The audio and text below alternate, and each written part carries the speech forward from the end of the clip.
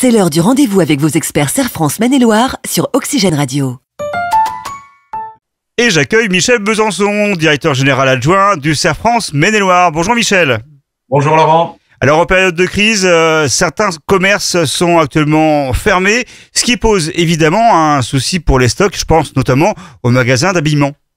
Oui, le ministre délégué au PME a précisé fin mars un nouveau dispositif qui permettait, on va dire, de prendre en compte ces aspects-là. Alors là, on en précise un petit peu les contours. On attend toujours les décrets d'application. On est toujours dans cette attente-là. Ce qui est intéressant, là, c'est de vous informer en tant que professionnel de la situation.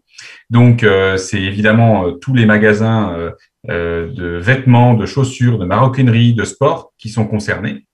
Donc, il prendra la forme d'un forfait qui représentera 80% du fonds de solidarité que vous aurez versé en novembre et donc viendra en plus des aides habituelles. Alors, ça veut dire qu'effectivement, en novembre, il faut avoir bénéficié du fonds de solidarité. Ça, c'est, à mon avis, important. D'où l'importance de régulièrement faire ces demandes du fonds de solidarité. Celui de novembre, aujourd'hui, est soldé.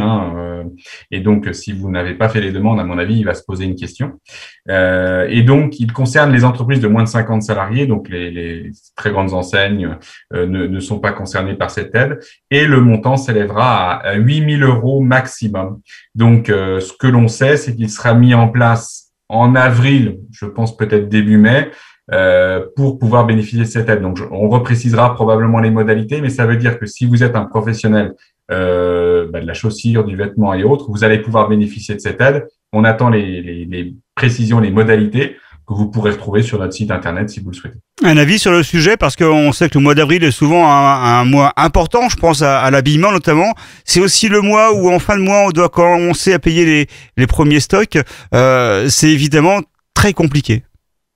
C'est ça, c'est-à-dire que on se retrouve dans une situation où effectivement la période est vouée à la commercialisation. On sait que, et j'entendais encore une interview d'un professionnel de l'habillement de grandes enseignes qui précisait que sorti du premier confinement, beaucoup de consommateurs se sont retournés dans les boutiques de manière très très significative, puisqu'on a eu des baisses de chiffre d'affaires importantes à des mois, mais avec des progressions par contre importantes les autres mois. Donc globalement, il y a eu une perte de chiffre d'affaires, mais il y a une vraie volonté des consommateurs quand même d'acheter donc on peut l'espérer le plus tôt possible qu'on puisse réouvrir les commerces. Mais ça ne va pas permettre aux commerçants, en tout cas, de pouvoir combler le manque. Et donc, ces aides-là vont être à minimum les bienvenues. Donc, les saisir, évidemment, le cas échéant. Merci beaucoup, Michel Besançon. On se retrouve pour un prochain rendez-vous. Nous parlerons d'une prime pouvoir d'achat. C'est l'heure du rendez-vous avec vos experts Serre France Maine-et-Loire sur Oxygène Radio.